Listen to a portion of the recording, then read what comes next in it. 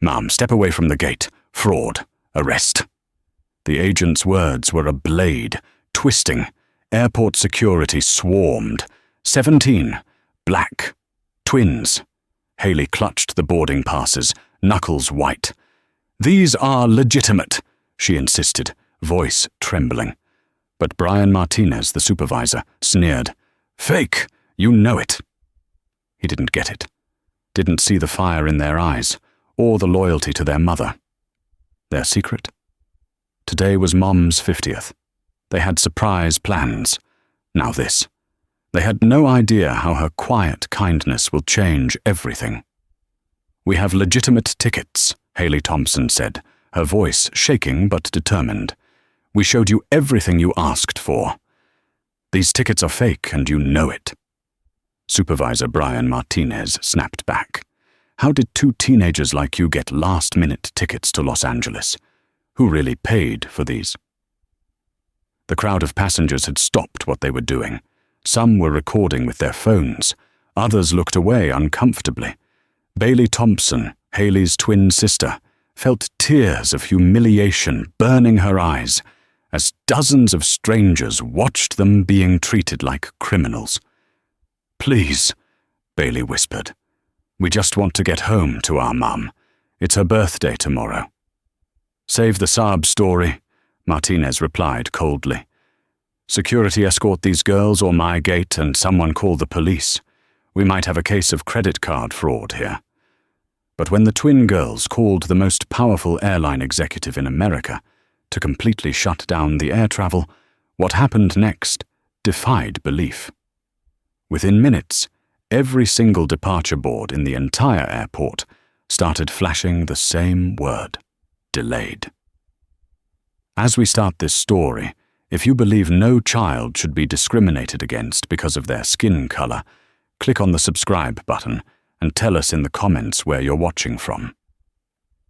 Haley and Bailey Thompson had woken up that Friday morning at Whitmore Academy, one of Connecticut's most elite boarding schools, buzzing with excitement about their secret mission. These weren't typical 17-year-olds. Haley was already planning her pre-med track with a perfect GPA, while Bailey had just been elected student body treasurer and captained the debate team to state championships. But what made this day special was their plan to surprise their mother for her 50th birthday.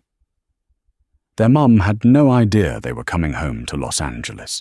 She thought her daughters were stuck at school with final exams and wouldn't be able to celebrate with her.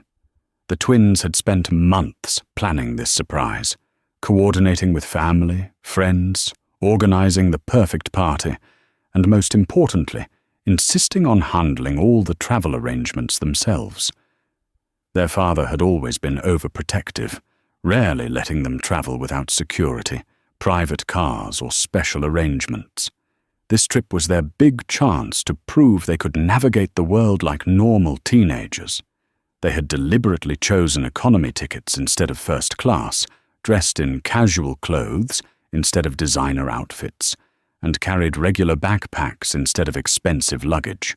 They wanted to blend in completely to show their father they could handle themselves without any special treatment or recognition. "This is our chance to prove we don't need Dad micromanaging every detail of our lives," Bailey had said as they packed their bags that morning. "Exactly," Haley had agreed. "We handled this trip perfectly, and maybe he'll finally see us as adults instead of little girls who need protecting." They had made a pact. No matter what happened, they would handle it themselves. No calling their father unless it was a true emergency. No using their family name to get special treatment. They were going to succeed or fail on their own merits.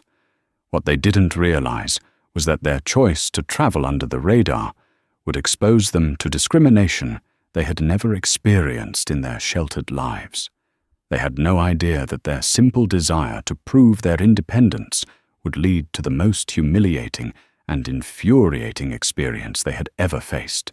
The twins had boarded their school shuttle to Hartford Airport that morning. Backpacks filled with their mother's favorite Connecticut maple cookies, laughing about how shocked she would be when they walked through the door. They felt so proud of their elaborate planning, so confident in their ability to handle this surprise trip completely independently. As they walked into the departure terminal, Bailey turned to her sister with a huge grin. "See, we totally don't need Dad's security team following us around. We've got this under complete control." Haley had nodded confidently. "Mum is going to be so impressed that we managed this entire surprise without any help. No private jets, no special treatment, just us being normal teenagers." They had no idea that within hours, their definition of normal teenagers was about to be completely shattered. Hartford Airport was buzzing with the typical chaos of a busy Friday afternoon when Haley and Bailey Thompson walked up to gate B12, their boarding passes clutched in their hands, and genuine excitement radiating from their faces. Flight 447 to Los Angeles was scheduled to depart in 45 minutes, and the twins were practically glowing with anticipation about surprising their mother the next day. The gate area was packed with travelers, business people typing frantically on laptops, families juggling crying babies and overstead carry-ons, college students sprawled across chairs with their headphones on. It was exactly the kind of normal chaotic travel scene that made the twins feel proud of their decision to blend in like regular passengers instead of relying on their father's usual private jet arrangements. Behind the gate counter stood Jennifer Walsh, a 43-year-old gate agent who looked like she was having the worst day of her career. Her blonde hair was pulled back in a messy bun that had seen better hours. Her airline uniform was wrinkled from a long shift, and she had the kind of stressed expression that comes from dealing with angry passengers all day long. Walsh was juggling what airline workers call a perfect storm situation. The flight was overbooked by 6 passengers. 3 connecting flights had been delayed, and her computer system had been glitching all morning. She had already had to deal with 2 screaming matches over seat assignments. One passenger who had somehow lost their ID between security and the gate, and a woman who was threatening to sue the airline because her emotional support peacock wasn't allowed on board. When Haley and Bailey approached her counter with bright smiles and their economy boarding passes, Walsh barely looked up from her computer screen. She was in full multitasking mode, trying to handle passenger check-ins while simultaneously fielding phone calls from her supervisor about the overbooking situation. Next, Walsh called out in a tired voice, not bothering to make eye contact. Haley, being the more organized twin, stepped forward first and handed over both boarding passes with the kind of polite confidence that comes from good upbringing and expensive education. "Good afternoon. We're checking in for flight 447 to Los Angeles." That's when something shifted in Walsh's demeanor. Maybe it was the way the twins were dressed, too casual for her assumptions about who flies to Los Angeles on a Friday afternoon. Maybe it was their age. 17-year-olds traveling alone always raised questions. Or maybe it was something else, entirely. Something unconscious and ugly that she wouldn't have admitted even to herself. Walsh took the boarding passes and stared at them for much longer than necessary. She squinted at the confirmation numbers, held the passes up to the light, and then turned to her computer screen with a frown that seemed disproportionate to whatever problem she thought she had found. "Huh?" Walsh muttered loud enough for the twins to hear. "There seems to be some kind of issue with these tickets." Bailey felt her stomach drop slightly, but she maintained her composure. She had been preparing for minor travel hiccups. That was part of proving their independence. "What kind of issue?" she asked politely. "We printed these from the airline website this morning." Walsh didn't answer immediately. Instead, she kept clicking through screens on her computer, making little disapproving noises under her breath. Around them, other passengers were boarding the plane normally. Business travelers, families, even a group of college students who looked exactly like Haley and Bailey. But those passengers weren't getting extra scrutiny. They weren't being questioned about their tickets were made to wait while the gate agent performed some mysterious investigation. Haley noticed this discrepancy immediately. Her analytical mind started cataloguing the differences between how they were being treated and how other passengers were being handled. A middle-aged white businessman had just walked up, handed over his boarding pass, and walked onto the plane in less than 30 seconds. A young white couple, probably college age, had done the same thing just moments before. "Is there something specific we can help clarify?" Haley asked, using the diplomatic tone she had learned from years of dealing with demanding teachers and school administrators. She was determined to handle this professionally, the way a mature adult would handle a simple travel problem. Walsh finally looked up from her computer, and her expression had shifted from tired to suspicious. "These tickets show some irregularities in the booking process. How exactly did you purchase these flights?" The question hit both twins like a slap in the face, though they tried not to show it. The implication was clear. Walsh was questioning whether they had legitimately purchased their own tickets. Bailey felt her quick temper starting to flare, but she remembered her promise to herself about staying calm and diplomatic. "We booked them online 3 weeks ago," Bailey said, keeping her voice level. "We can show you the confirmation email, the credit card charge, our student IDs, whatever you need to verify." Haley reached into her backpack and pulled out a folder containing printed copies of every document related to their trip.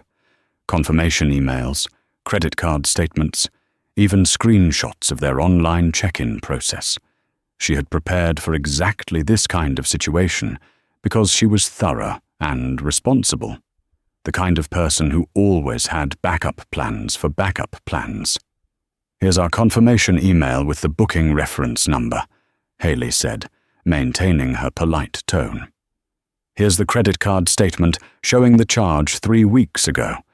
And here are our student IDs showing we're enrolled at Whitmore Academy in Connecticut." Walsh took the documents, but barely glanced at them. She was still focused on her computer screen, clicking through what seemed like endless screens of information. "These tickets were purchased with a credit card that doesn't match your names," she said finally. "That's because they were purchased with our father's credit card with his permission," Bailey explained, feeling her patience starting to wear thin but still maintaining her diplomatic approach. "We're minors traveling with parental consent. We have a signed letter from our father authorizing this trip." This was true.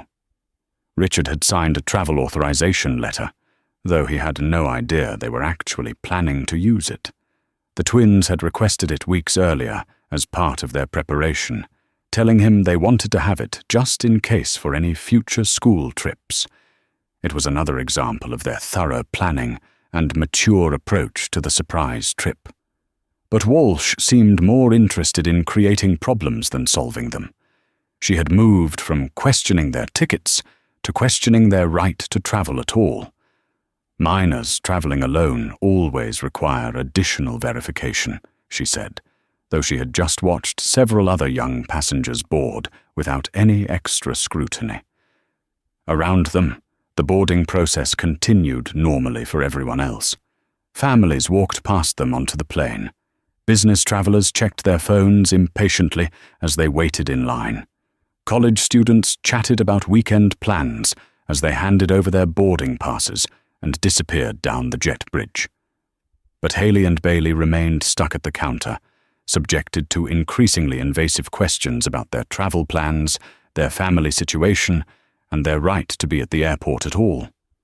Other passengers were starting to notice the delay, and some were looking over curiously at the 2 teenagers who seemed to be holding up the boarding process. Haley could feel her cheeks burning with embarrassment, but she refused to let it show. In her mind, she kept repeating the private pact she and Bailey had made. "We handle this ourselves no matter what." This was their test of independence, and they were going to pass it without running to Daddy for help. Bailey was having similar thoughts, though her natural tendency toward confrontation was making it much harder for her to stay diplomatic. She wanted to point out the obvious discrimination they were experiencing, wanted to demand to speak to a supervisor, wanted to call out the unfairness of their treatment compared to other passengers. But she also kept hearing her father's voice in her head.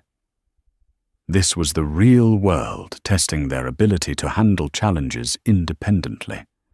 If they called him now, if they used his name or influence to solve this problem, they would be proving his point about their need for protection. "We're happy to provide any additional documentation you need," Haley said, pulling out her phone. "We can show you our school enrollment, our emergency contact information, even our flight confirmation numbers from the airline app." Walsh barely looked at the additional information. Instead, she picked up her phone and dialed an extension. "Can you come to gate B12? I have a situation here that needs supervisor approval." The twins exchanged a quick glance. A supervisor meant escalation. It meant more delays, more questions, more public scrutiny. But it also meant they were still handling the situation themselves, still proving their independence and maturity. "We understand you need to follow protocols," Bailey said, using every ounce of her debate team training to keep her voice calm and reasonable. "We're happy to cooperate with whatever verification process you require." But inside, both twins were starting to feel something they had never experienced before. The helpless frustration of being treated unfairly and having no power to stop it. They were used to being respected, listened to, and treated with the dignity that came from their achievements and social status. This arbitrary questioning of their legitimacy was completely foreign to their privileged experiences. Walsh hung up her phone and turned back to them with an expression that had moved from suspicious to openly hostile. "My supervisor will be here in a few minutes to review your documentation. You'll need to step aside so I can continue boarding other passengers." "Step aside to where?" Haley asked, looking around the crowded gate area. "Over there." Walsh pointed to a corner area near the windows, away from the main boarding area. It was the kind of spot where people waited when they were having problems, when they weren't allowed to board with everyone else, when they were being treated as potential troublemakers rather than paying customers. As they gathered their documents and moved to the designated waiting area, both twins felt the weight of other passengers' stares. Some people looked curious, others looked annoyed at the delay, and a few looked sympathetic. But everyone was looking, and everyone was wondering what these two teenagers had done wrong, Bailey whispered to her sister as they sat down in the uncomfortable plastic chairs. "Dad said we could do this trip ourselves. We promised we'd prove we could handle anything." Haley nodded, though she was starting to feel less confident about their ability to resolve this situation quickly. "We're not calling him over something this small," she whispered back. "We can figure this out. We just need to stay calm and professional." But even as she said those words, Haley was beginning to understand what their father had been trying to prepare them for. The real world wasn't always fair. Sometimes people would treat you badly for reasons that had nothing to do with your character, achievements, or worthiness. Sometimes being right wasn't enough to solve a problem. Still, they were determined to handle this challenge on their own. They had worked too hard planning this surprise, had put too much of their pride and independence on the line to give up now. They would wait for the supervisor, answer whatever questions were asked, and prove that they deserve to be treated with the same respect as any other paying passengers. They had no idea that their situation was about to get much worse, and that their determination to handle everything independently was about to be tested in ways they never could have imagined. Have you ever been discriminated against, or treated unfairly or fairly? Share your experience in the comments and hit the subscribe button. When Brian Martinez walked up to gate B12, everything changed for the worse.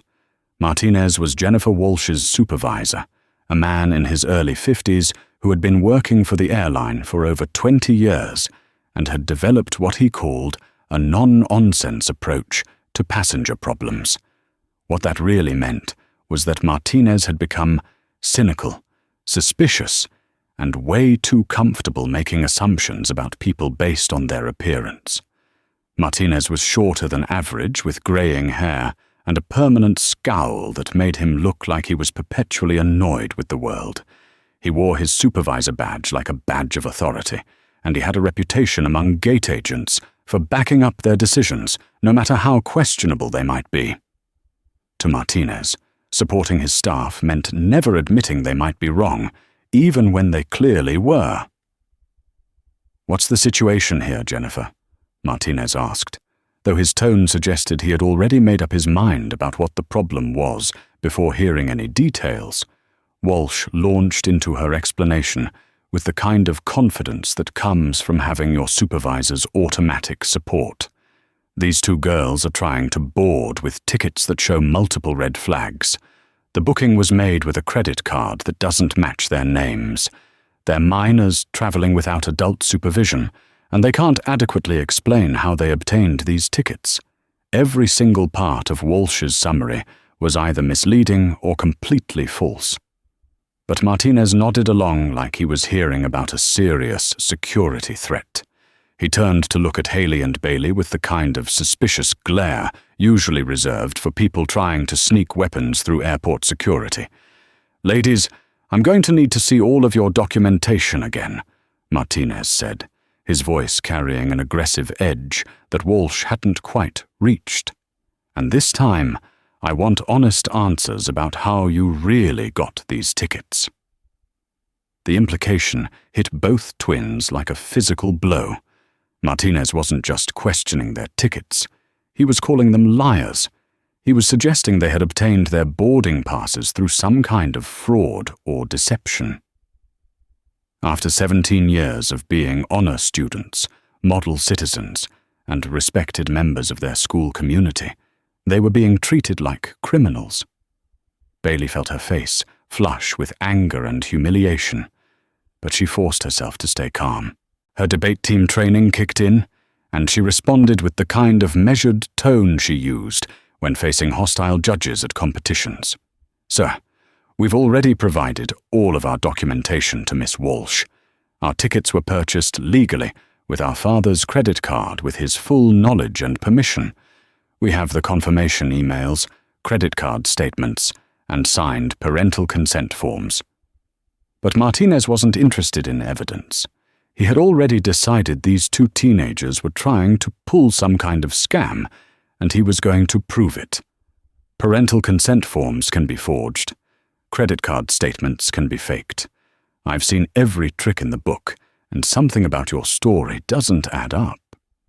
Haley felt her analytical mind racing, trying to understand what exactly they were being accused of, and how they could prove their innocence. "What specifically doesn't add up, sir?" "We're happy to clarify any questions you have about our travel arrangements." "What doesn't add up," Martinez said, his voice getting louder, "is how two teenagers like you managed to book last-minute tickets to Los Angeles. These flights aren't cheap, and your demographic doesn't typically have access to this kind of travel budget." The racist implication hung in the air like poison. Martinez had just suggested that black teenagers couldn't afford airplane tickets, couldn't have parents with good jobs, couldn't be part of families with enough money for air travel. He had reduced Haley and Bailey's entire identity to a stereotype based on their skin color. Around them, other passengers were starting to notice that something serious was happening. The boarding process had slowed down because Walsh and Martinez were focused on this investigation instead of doing their jobs. People were looking over, some with curiosity, others with growing irritation at the delay. But here's what made the situation even more infuriating. While Haley and Bailey were being subjected to this aggressive interrogation, other passengers continued to board normally. A group of white college students, probably around the same age as the twins, walked up to the gate with boarding passes and were waved through without a single question. A young white couple, clearly traveling together without parental supervision, handed over their tickets and walked onto the plane in less than 30 seconds. The contrast was so obvious, so blatant, that several passengers started pulling out their phones. In 2025, everyone knew that recording injustice was sometimes the only way to make sure it got addressed. A middle-aged black businessman started discreetly filming from his seat near the gate. A young Latina mother traveling with her children positioned herself to capture audio of the conversation. Bailey noticed the phones coming out, and part of her felt relieved that someone was documenting what was happening to them, but another part of her felt mortified that their private humiliation was becoming public entertainment. She had never been the subject of viral videos or social media drama, and the thought of their faces being broadcast across the internet made her feel sick. "We don't need to call anyone," Bailey whispered to her sister, though her voice was shaking slightly. "We can handle this ourselves." But even as she said those words, Bailey was having an internal battle that was tearing her apart. Her phone was in her pocket, and she knew her father's number by heart. One call would end this nightmare immediately. One mention of their last name would probably result in Martinez and Walsh apologizing profusely and upgrading them to first class. But calling her father would also mean admitting defeat. It would mean proving that they really were just spoiled little girls who needed daddy to solve their problems. It would mean giving up on the independence they had worked so hard to achieve and the surprise they had planned so carefully for their mother. Haley was wrestling with similar thoughts, but her analytical mind was also trying to calculate the broader implications of their situation. "If we call him now, he'll never trust us to travel alone again," she whispered to Bailey. "He'll say this proves we're not ready for independence, and we'll be back to security details and private jets for everything." This wasn't just about solving their immediate problem. This was about their entire future relationship with their father and their ability to live as autonomous young adults. If they gave up now, Richard Thompson would have proof that the world was too dangerous for his daughters to navigate alone, and they might never get another chance to prove their maturity. Martinez was getting more aggressive, demanding to speak to their parents immediately, and threatening to call airport police if they couldn't provide satisfactory verification of their travel arrangements. Other passengers were openly staring now, some looking sympathetic, others looking annoyed at the disruption to their own travel plans. An elderly white woman sitting nearby stood up and walked over to the gate counter. "Excuse me," she said to Martinez, "but I've been watching this entire interaction, and these young ladies have been nothing but polite and cooperative. They've shown you multiple forms of identification and documentation. What exactly are you looking for that they haven't already provided?" Martinez turned his aggressive energy toward the woman who had dared to question his authority. "Ma'am, this is airline business and doesn't concern you. Please return to your seat." But the woman didn't back down. "Actually, it does concern me, because I'm a paying passenger on this flight, and you're delaying our departure to harass 2 teenagers who clearly have legitimate tickets. This is discrimination, plain and simple." Other passengers started murmuring, "Agreement." A young white man called out, "Yeah, I've been watching too, and this is obviously unfair. Let them board the plane." A black woman, traveling with her family, stood up and said, "This is exactly the kind of treatment that makes flying miserable for people who look like me and my children." The situation was escalating beyond Martinez's control, and he was starting to realize that his aggressive approach was backfiring. But instead of admitting he might be wrong, he doubled down on his authority. "I need everyone to return to their seats immediately, or I'll have to call security for crowd control." That's when he made the call that would change everything. Martinez picked up the gate phone and dialed airport security. "This is Supervisor Martinez at Gate B12. I need an officer here immediately for a passenger verification issue that's becoming disruptive." Haley and Bailey looked at each other with growing panic. Security meant this was no longer just an airline customer service issue. This was becoming a potential legal situation. They could be detained, questioned by police, possibly even arrested if Martinez convinced security that they were trying to travel with fraudulent documents. Bay's hand moved toward her phone instinctively. Every fiber of her being was screaming that it was time to call for help, time to end this nightmare before it got any worse. But Haley caught her wrist and stopped her. "We promised each other we'd prove we could handle anything," Haley whispered urgently. "We said no matter what happened, we wouldn't run to Daddy for help." "But Haley," Bailey whispered back, "they're calling security. This could go on our record. This could affect college applications, scholarships, everything we've worked for. If we call him now, we'll never get another chance to prove our independence," Haley insisted. "He'll use this as proof that we need protection from everything. We'll be right back to being treated like helpless children." The internal struggle was visible on both twins' faces. They were caught between their pride and their practical need for help, between their long-term goals for independence and their immediate need to solve this crisis. Other passengers could see them whispering urgently to each other, could see the phones in their hands, could sense that they were debating whether to make a call that might end their ordeal. If you were with the twins, what would you have advised them to do? Would you support them handling it themselves and risk being arrested, or to accept defeat and give a call to their dad to help them out? Tell us in the comments and share this video to others so they can learn too. When Airport Security Officer David Kim arrived at Gate B12, the situation had already attracted a small crowd of concerned passengers. Kim was a professional who had been trained in de-escalation techniques, and he immediately sensed that whatever was happening here had gotten out of hand.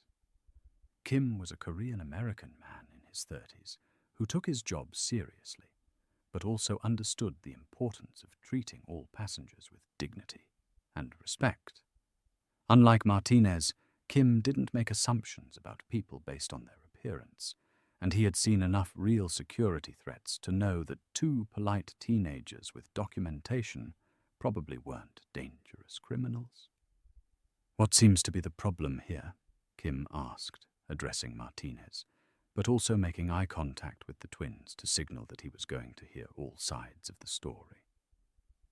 Martinez launched into his explanation, painting Haley and Bailey as suspicious characters who were trying to board with questionable tickets and who had refused to provide adequate verification of their identity. But Kim was listening to more than just Martinez's words. He was watching the twins' body language, observing the other passengers' reactions, and trying to get a complete picture of the situation. The twins looked at each other again, both thinking the same thing. This was their last chance to handle the situation independently. Once they involved their father, once they used their family connections, they would never be able to claim they had proven their ability to navigate the world on their own. Bailey's phone was still in her hand, her finger hovering over their father's contact information. Haley was watching her sister's face, knowing that they were both thinking about the same phone call that could end their humiliation in minutes. But they were also thinking about their mother, waiting at home with no idea that her daughters were planning to surprise her. They were thinking about the months of planning, the excitement of proving their independence, and the promise they had made to handle this trip entirely on their own.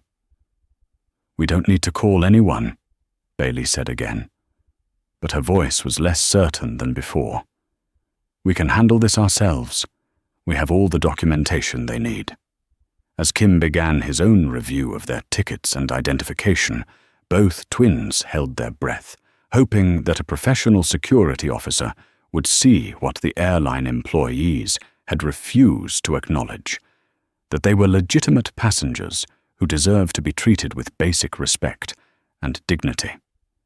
They had no idea that their situation was about to get much worse, and that their stubborn determination to prove their independence was about to collide with a level of injustice that would test every principle they had ever been taught about fairness, dignity, and the power of doing the right thing.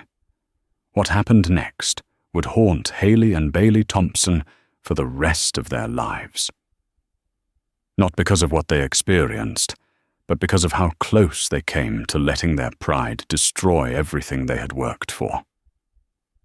After Security Officer David Kim arrived and began his review of their documentation, Jennifer Walsh seemed to realize that her supervisor's aggressive approach might not be enough to make their problem disappear. Instead of backing down or admitting that maybe, just maybe, 2 honor students with perfect documentation might actually be legitimate passengers, Walsh decided to escalate the situation to a level that would shock everyone watching. "Officer Kim," Walsh said, her voice taking on a tone of fake urgency that made several passengers roll their eyes. "After reviewing these tickets more carefully, I can definitively say that these are fraudulent documents. These girls are attempting to board our aircraft using fake tickets, and I believe this constitutes criminal fraud." The words hit the crowded gate area like a bomb exploding. Fraudulent documents, criminal fraud. These weren't just accusations anymore. These were potential felony charges that could destroy 2 teenagers' entire futures with a single arrest record. Haley felt the blood drain from her face as the reality of Walsh's accusations sank in. This wasn't just about proving their independence anymore. This wasn't just about missing their mother's surprise party.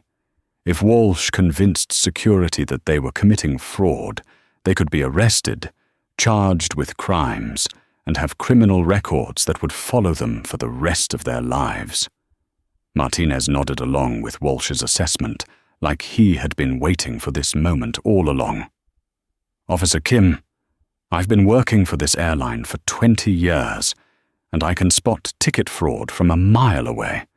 These girls have been evasive.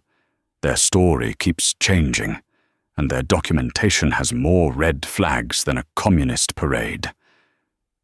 This was a complete lie. The twins' story hadn't changed at all. They had consistently explained that they were students traveling home to surprise their mother using tickets purchased with their father's permission. Their documentation was impeccable, but Martinez was doubling down on his initial prejudices, and Walsh was backing him up with increasingly serious accusations. Officer Kim looked uncomfortable with the escalation, but he also had to take fraud accusations seriously. "Ladies, I'm going to need you to come with me for additional questioning while we sort this out. We may need to detain you until we can verify your identities and the legitimacy of your travel arrangements." Detain. The word echoed in both twins' minds, like a death sentence. They could be held in airport security, miss their flight, miss their mother's party, and potentially face criminal charges for the crime of trying to fly home while black. Around them, the situation had become a full spectacle. Passengers were openly filming now, and some were providing running commentary for their social media followers. "You guys, I'm watching 2 black teenagers get accused of fraud at the airport right now, and it's obviously discrimination." One young woman was saying into her phone camera, "This is exactly the kind of racist treatment that happens every day." An older black gentleman who had been watching the entire ordeal stood up and approached Officer Kim. "Sir, I've been observing this situation from the beginning, and these young ladies have been nothing but respectful and cooperative. They've provided every document requested, answered every question asked, and maintained their dignity throughout this obvious harassment. As a federal employee myself, I can tell you that what I'm witnessing here looks like textbook discrimination, but his intervention only seemed to make Martinez more defensive. Sir, I appreciate your concern, but you don't understand the complexities of airline security. These girls are trying to board with suspicious tickets, and we have protocols we must follow. Suspicious how? The man shot back. Because they're young? Because they're black? Because they don't fit your assumptions about who can afford airplane tickets? The accusation of racism hung in the air, and Martinez's face turned red with anger. I resent that implication. This has nothing to do with race, and everything to do with following proper security procedures. But everyone watching could see exactly what this was about. The contrast was impossible to ignore. While Haley and Bailey faced interrogation and potential arrest, white passengers continued boarding normally. A group of white college students had just walked past the drama, handed over their tickets, and disappeared onto the plane without a single question about fraud or verification.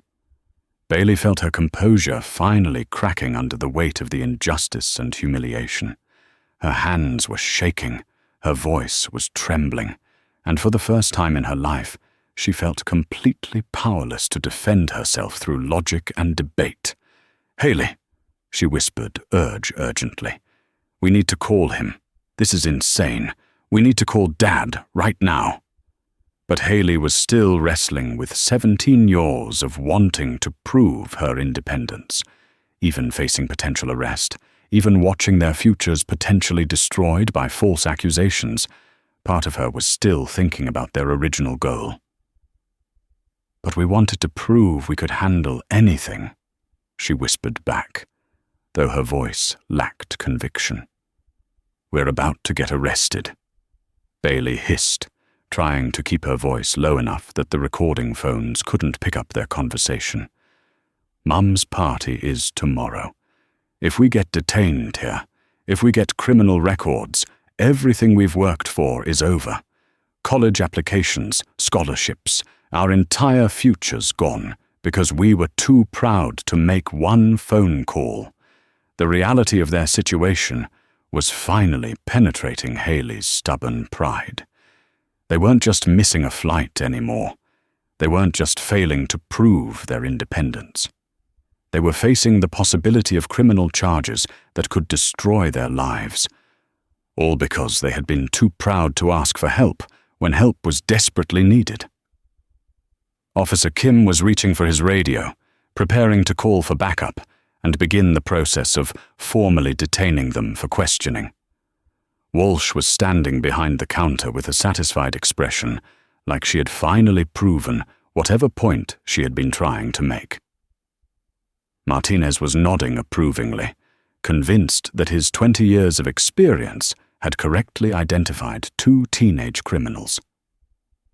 "Our independence isn't worth missing Mum's birthday," Haley finally admitted, her voice barely audible. "And it's definitely not worth getting arrested for crimes we didn't commit." Bailey felt a wave of relief wash over her as her sister finally acknowledged what they both knew had to happen. "We can't handle this alone," Haley continued, her analytical mind finally accepting the reality that some problems were bigger than teenage pride and stubborn determination. "Thank God," Bailey whispered back. "I was about to call him anyway, even if you tried to stop me. This has gone way too far." Both twins looked down at Haley's phone, at the contact labeled "Dad Emergency, only Richard Thompson." For months, they had looked at that contact as a symbol of their father's overprotectiveness, a reminder of the independence they were fighting to achieve. Now it represented their only hope of escaping a nightmare that threatened to destroy everything they had worked for. "He's going to be so disappointed that we couldn't handle it," Haley said, her voice filled with shame and defeat. "Better disappointed than us in jail," Bailey replied, though she was also dreading the conversation they were about to have. Their father had challenged them to handle the real world independently, and they were about to prove his point about needing protection.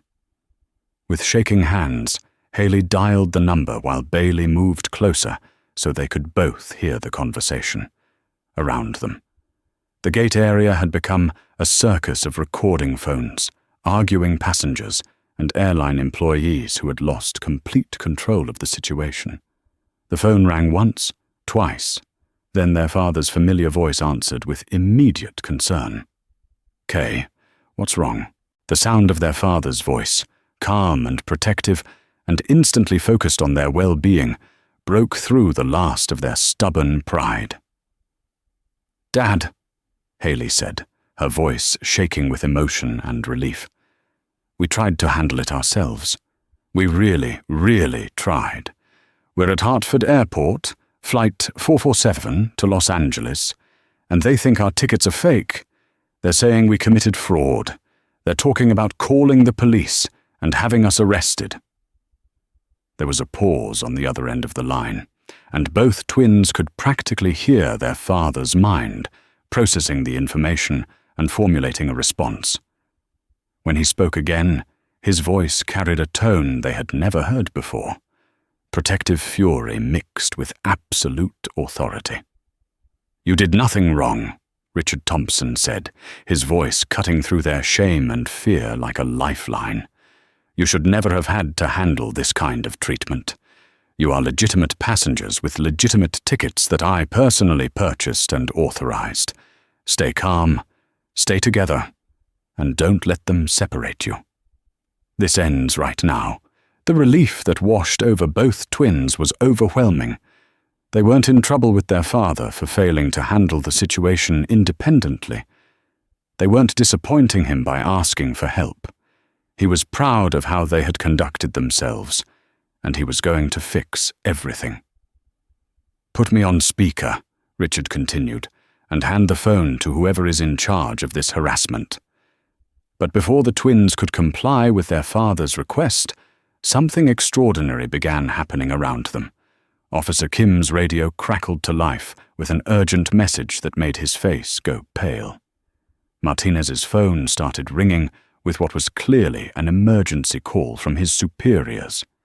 And Jennifer Walsh suddenly looked like she had seen a ghost as her own phone began buzzing with incoming messages. Within exactly 2 minutes of Haley ending her call with their father, Walsh received a phone call that would change everything. Her confident, aggressive demeanor crumbled as she answered a call from what was clearly corporate headquarters, and everyone in the gate area could hear her side of the conversation. "Yes, sir," Walsh said, her voice suddenly small and terrified. "Yes, I understand the situation. No, sir, I had no idea." "Yes, sir. Immediately, sir, I will handle this personally." "Yes, sir. Right away, sir." As Walsh hung up her phone, her hands were visibly shaking. The woman who had been so confident about accusing 2 teenagers of fraud just minutes earlier now looked like she was about to lose her job, and everyone watching could see the complete transformation in her demeanor. But that was just the beginning. Over the airport's PA system, an announcement began that would affect thousands of travelers and cost the airline industry millions of dollars. "Ladies and gentlemen, we are currently experiencing system-wide operational holds affecting all departures. We apologize for any inconvenience and will provide updates as they become available." Haley and Bailey looked at each other with a mixture of relief, confusion, and growing awareness that their father's response to their situation was far more dramatic than they had expected. Around them, passengers were pulling out phones to check flight statuses, and departure boards throughout the airport were beginning to flash the same message: delayed operational hold. They had asked their father for help with their specific problem, but somehow their phone call had triggered something much bigger. Something that was affecting not just their flight, but every flight in the airport. Something that was costing the airline enormous amounts of money and inconveniencing thousands of travelers. As they watched Walsh frantically making phone calls, and Martinez receiving what appeared to be very serious instructions from his superiors, both twins began to realize that their father's influence might be far greater than they had ever understood, and that their simple request for help had just set in motion events that would change everything. The twins had spent hours trying to prove they could handle the world independently. But in less than 5 minutes, their father was about to show them exactly how much power he had to change that world when his daughters were threatened. What happened next was like something out of a movie, except it was completely real and happening in front of dozens of passengers who were recording every single moment. Within 20 minutes of that phone call, a convoy of 3 black SUVs pulled up to the terminal entrance with the kind of precision that suggested this wasn't their first emergency response. Airport security immediately began redirecting traffic, and within minutes, it became clear that whoever was arriving had the kind of power that made entire airports change their operations. Richard Thompson stepped out of the lead vehicle, and everyone who saw him immediately understood that this was a man who commanded respect wherever he went. He was tall, distinguished, wearing an impeccably tailored suit that probably cost more than most people's monthly salary, and he moved with the kind of confident authority that comes from years of making decisions that affect thousands of people. But what struck everyone most was the controlled fury in his eyes. This wasn't just a wealthy businessman dealing with an inconvenience. This was a father whose daughters had been threatened, and he was visibly struggling to contain his rage long enough to handle the situation professionally. Airport executives were literally running through the terminal to meet him, and their panicked expressions made it clear that whoever Richard Thompson was, he had the power to end careers with a single phone call. The same administrators who had been nowhere to be found when 2 teenagers were being accused of fraud were suddenly very interested in customer service and proper procedures. Haley and Bailey watched their father's approach with a mixture of emotions that was almost overwhelming. Relief that their nightmare was finally ending. Embarrassment that their independence experiment had failed so spectacularly. Love for the man who had dropped everything to rescue them. And just a tiny bit of shame that they had needed rescuing at all. Richard walked straight to his daughters, ignoring every airport official and airline employee who was trying to get his attention. "Are you hurt?" he asked immediately, his hands gently checking their faces and arms like he was looking for physical injuries. "Did anyone touch you? Did anyone threaten you physically?" "We're okay, Dad," Haley said, though her voice was still shaky from the stress of the past few hours. "They didn't hurt us, but they were going to have us arrested." That's when Richard Thompson turned to face Jennifer Walsh, Brian Martinez, and Officer Kim with an expression that made several nearby passengers take a step back. The controlled fury in his voice was more terrifying than any shouting could have been. "I am Richard Thompson, CEO of AIza Industries," he said, and the impact of those words was immediate and devastating. AIza Industries was the parent company that owned not just this airline, but a dozen other major carriers, several airport management companies, and a significant portion of the aviation industry's infrastructure. Jennifer Walsh had just spent hours accusing the CEO's daughters of fraud. Brian Martinez had just threatened to have the boss's children arrested. They had both just committed career suicide in the most public way possible. Walsh's face went completely white as the reality of the situation hit her. Martinez looked like he was about to faint. Even Officer Kim, who had been trying to handle the situation professionally, realized that he had been caught in the middle of a discrimination incident involving one of the most powerful executives in the aviation industry. "You nearly had my daughters arrested," Richard continued, his voice getting quieter and more dangerous for flying on tickets that I personally purchased, authorized, and approved. You accused 2 honor students of fraud because you couldn't believe that black teenagers might have parents successful enough to afford airplane tickets. The racist assumption was now out in the open, stated clearly by someone with the authority and power to do something about it. There was no hiding behind airline policies or security procedures anymore. Everyone present could see exactly what had happened and why it had happened. Richard turned back to his daughters, and his expression softened completely. You tried to handle this yourselves, and you should never have had to endure this kind of treatment. You conducted yourselves with dignity and grace in the face of obvious discrimination. And I am proud of how you represented our family and your own character. Those words hit both twins harder than anything else that had happened that day. Their father wasn't disappointed that they had failed to prove their independence. He wasn't angry that they had needed his help. He was proud of them for maintaining their dignity under pressure, for treating their accusers with more respect than they had shown in return. But Richard wasn't finished. He turned back to the airline staff with the kind of cold fury that corporate executives use when they're about to destroy someone's entire career. My daughters showed you more grace and patience than you deserved, he said. They provided every document you requested, answered every question you asked, and maintained their composure while you subjected them to racist harassment in front of dozens of witnesses. Then Richard made a decision that would affect thousands of travelers and cost the aviation industry millions of dollars, but which he considered completely justified given what his daughters had experienced. Every flight operated by Aeroglobal Industries and its subsidiaries is grounded immediately, he announced, pulling out his phone to make the call that would shut down air travel across multiple states.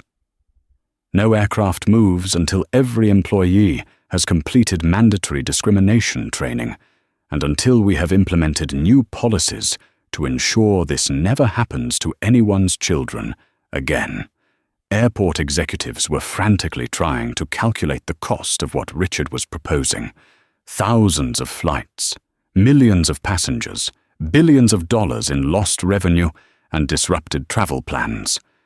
But Richard Thompson had the authority to make that decision. And he